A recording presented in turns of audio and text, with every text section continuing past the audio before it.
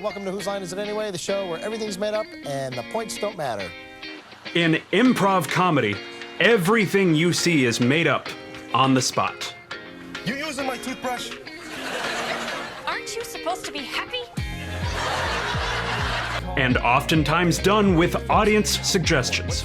What's the place that you hang out in McCoy, Colorado? At the Lazy Bend Ranch? This takes place at the Lazy Bend Ranch.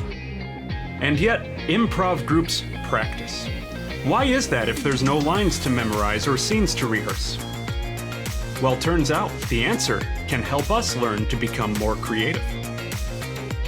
I sat down with Josh Chamberlin, improv actor, teacher, and co-owner of Teehee's Comedy Club in Des Moines, Iowa.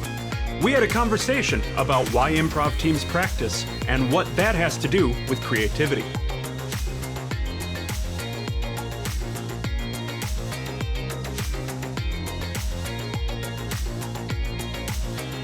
All right, I am here with Josh Chamberlin, who is the co-owner of Teehee's Comedy Club in Des Moines, Iowa. Hi, Josh. Hi, how you doing, Dave? Doing all right, good, thanks. How about you start out, give us just a little bit of background about you and your experience with improv comedy.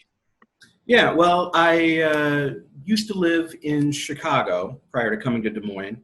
And when I moved there, I thought I was going to be a serious actor. And I went and saw an improv comedy show and kind of got sucked into how cool it is that these people are creating theater on the spot. And that really appealed to me. I mean, I had done games in college, improv games, but just the pure creation that was going on with the improv that I saw in Chicago just really appealed to me because I was a writer, an actor, but this you get to do all at the same time. So that kind of sucked me into that scene, and I performed at Improv Olympic.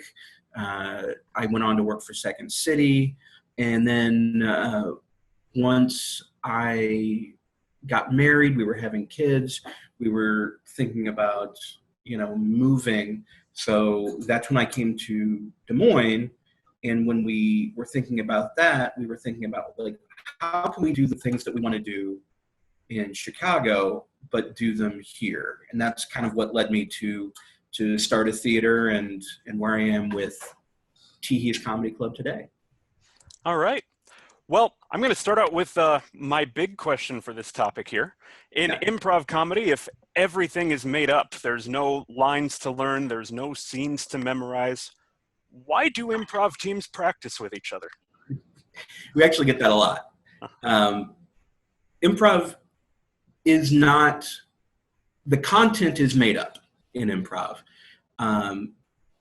But there are lots of things going on that people unfamiliar with improv don't know about. So the answer to the question, why do we rehearse, there's a couple of different answers. The first one is there are specific formats to improv. Whether you're doing an improv game like you've seen on Whose Line Is It Anyway, you have to know the rules of the game. You have to know the common pitfalls you could fall into, or things that make that game successful. Just like in a sport, you need to know how to, catch grounders, how to bunt, it's similar, just the mechanics of it. So that's one aspect of why we rehearse. Another aspect is to get in tune with the people that you are performing with.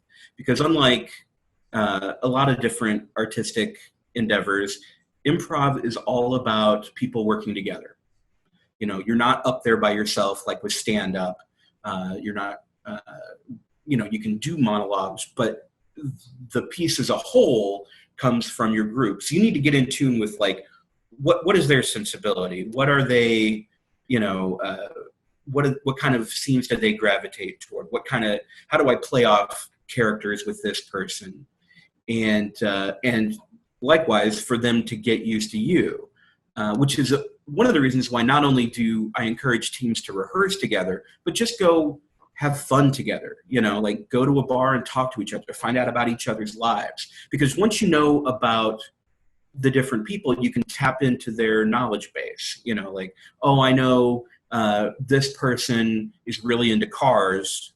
So in an improv scene, I might be able to leverage that information.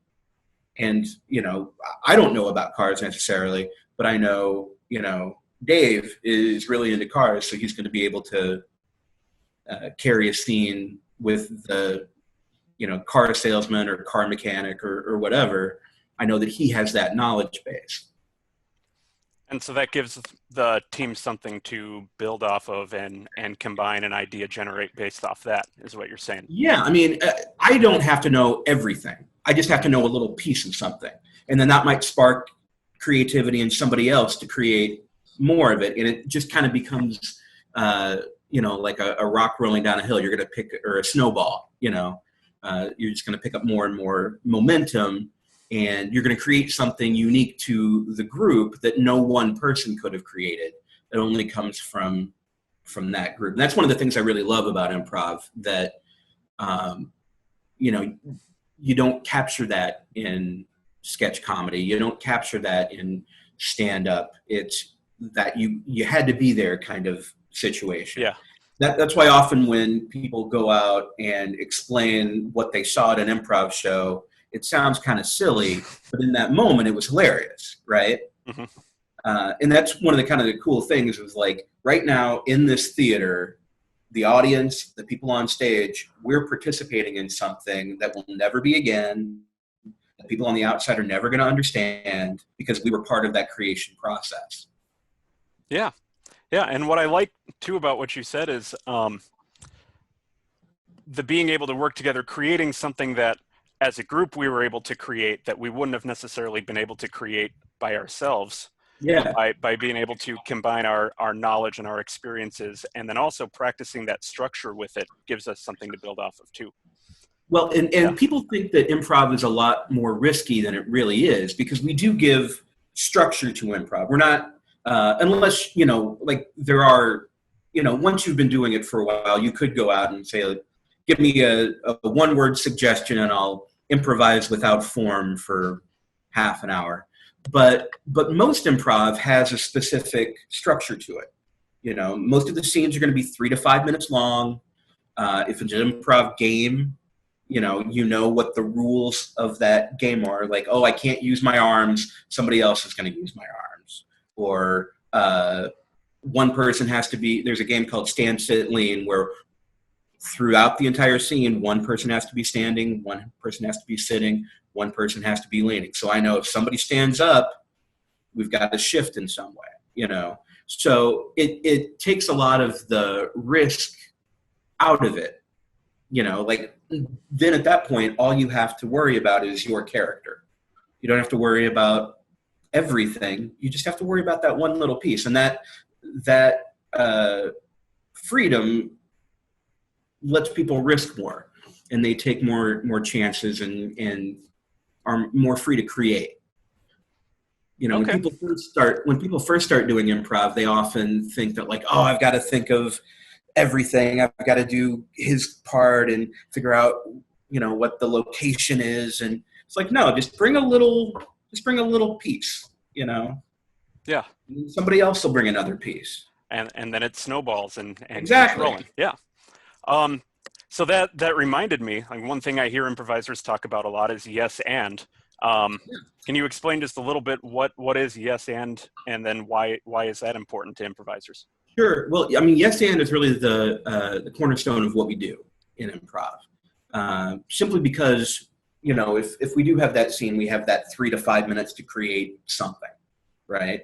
So yes and is basically agreeing with whatever is being said or done and then building on it. So saying yes to either the phrasing or the situation that's going on, that one little piece that first person brings out, and then you build on it, right? So, it's all about not denying that other person of what they're giving to the scene, because you're not in it alone.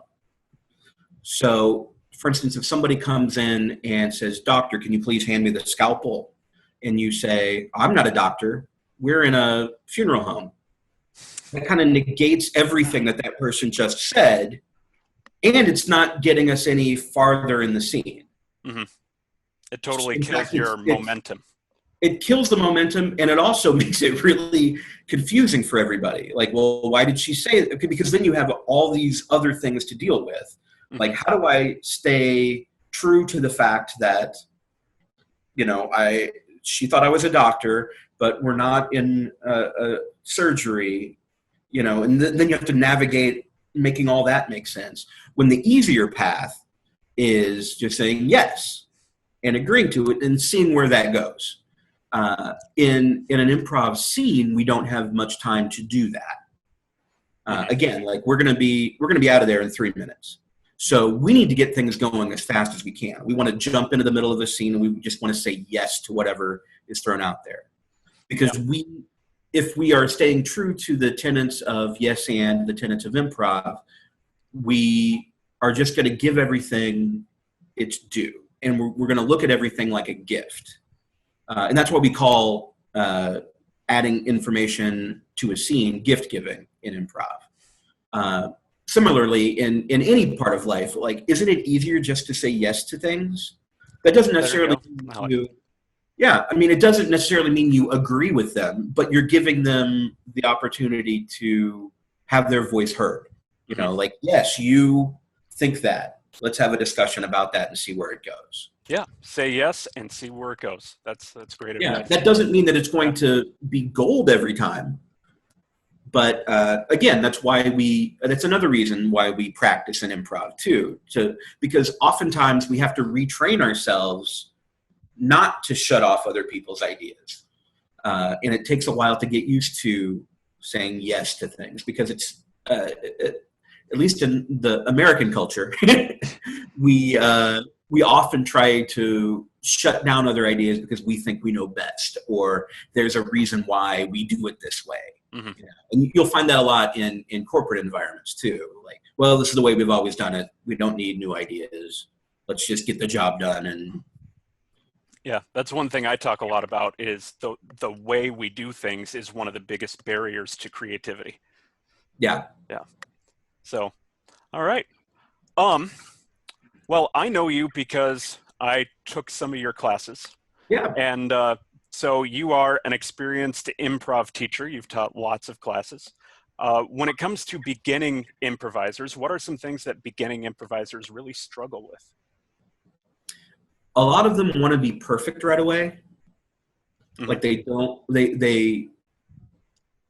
one of the most common things is they try to dominate the scene because they have this idea in their head that it needs to be this specific way. So obviously in a collaborative environment like improv, you're going to run into problems with that because we can't see what's in your head. So getting people to acknowledge that you're just bringing a portion to, all you can do is control you. I even say this to my kids sometimes, my children do, like, well, I was trying to get him to do this. And like, well, he doesn't know that, right? You can only control what you do. And then the other people that are in the scene have their own ideas. And again, it goes back to that you're creating something that one person can't create. It's one of the things I love about improv. I really do. I love that through coming together, we are making this thing that is greater than the whole. And so that's one of the issues that we have with beginning improv students. Another one is they want it to be really funny. Not all of them, some of them. They want to be really funny. So they're trying to do jokes, even if that gets in the way of what we're trying to do in the scene or the exercise that we're doing. So with those people, they see improv as just a type of comedy, and their friends tell them that they're funny. So they want to be funny when they're doing improv, right? But sometimes it's about learning little skills instead of being funny. It's like it's learning to say yes and to something, even if that might seem boring to you. Like the woman coming in, hey, doctor, here's your scalpel.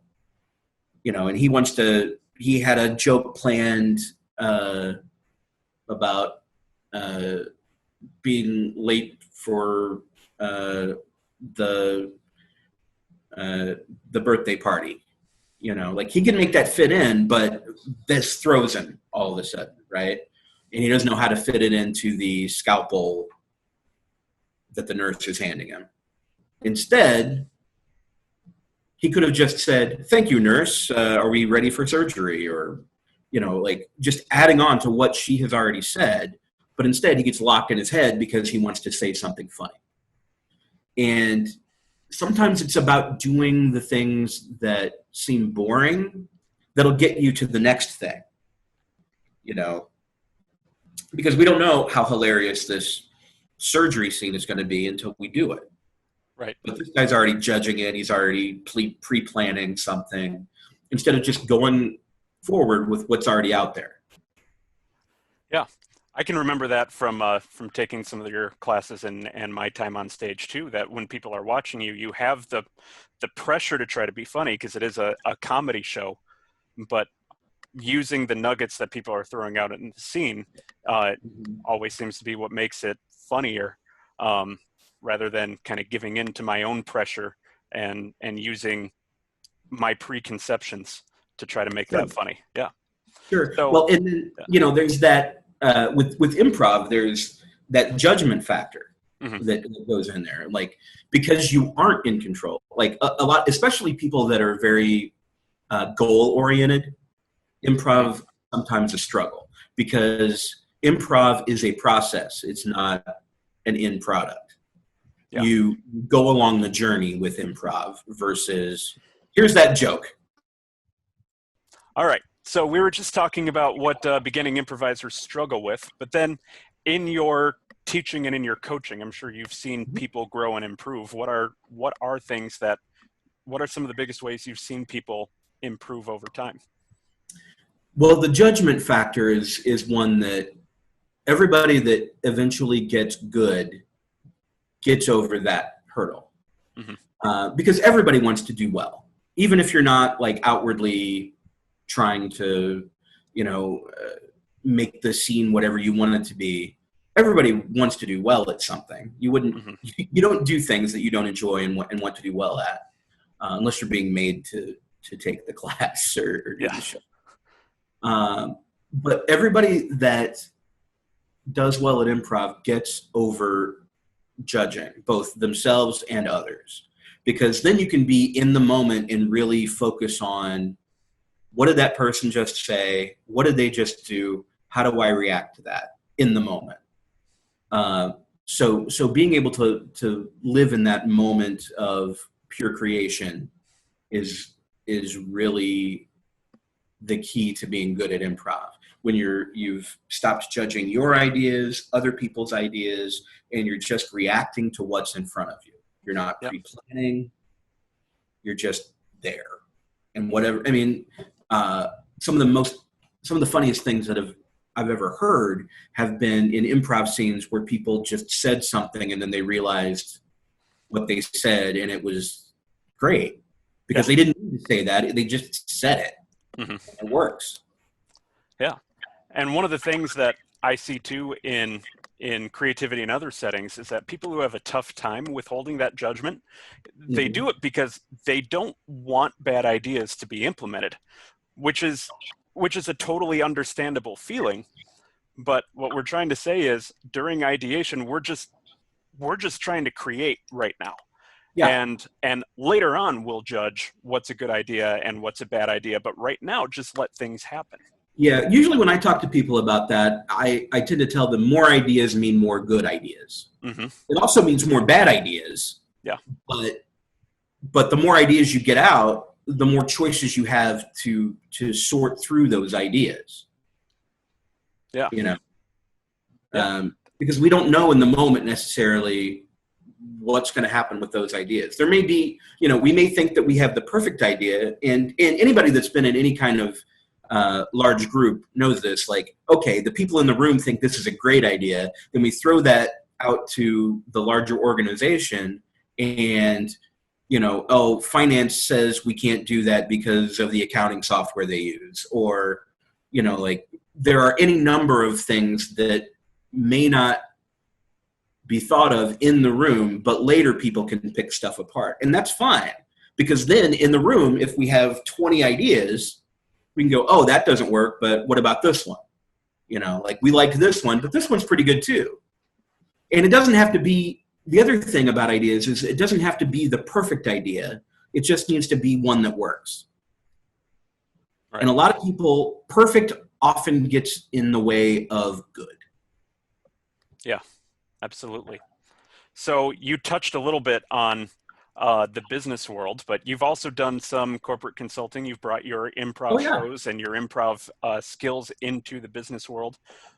What are the improv skills that have a big impact in the business world?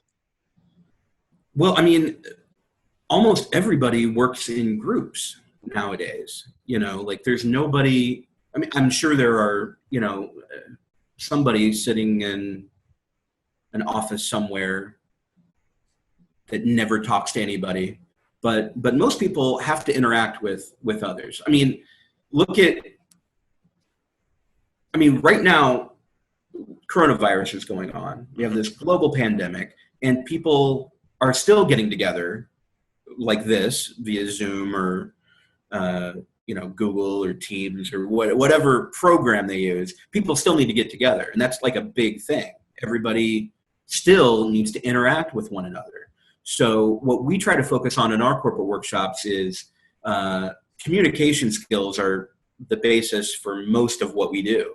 You know, like, we have specific things that we focus on, but we got to teach them how to do the basic communication skills in all of our workshops, because improv is all about collaborating.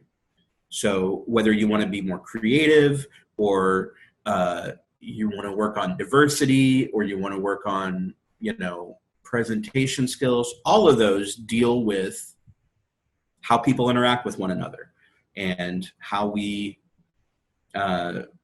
judge ideas and get rid of our judgment of others, and like all of that. And like, how do we send our messages to one another? Like, what are we saying versus what we really want to say, you know? So all the basics of improv really transfer well to the corporate setting, because working together on stage is the same as working together in any kind of environment. You know, we have different goals, but like I said, improv is more of a process than being goal oriented. Yeah. You want to communicate better. Okay, great. Go communicate better. That's a goal. But the process is like, how do we relate to one another? How can we both be happy with this exchange and do it in a positive manner? Absolutely. So if someone wanted to work with you on improving those communication skills in your workshops, how could they get in touch with you? We have some information on our website, teeheescomedy.com, or if they want to email me at josh@teeheescomedy.com, they can talk to me directly. Okay. All right. Well, Josh, I certainly appreciate the interview here. And if any of you are ever in the Des Moines area and you're looking for some great improv comedy, Teehee's Comedy Club is right in the heart of downtown Des Moines. So thank you, Josh, for spending some time with us. Thanks for having me, Dave.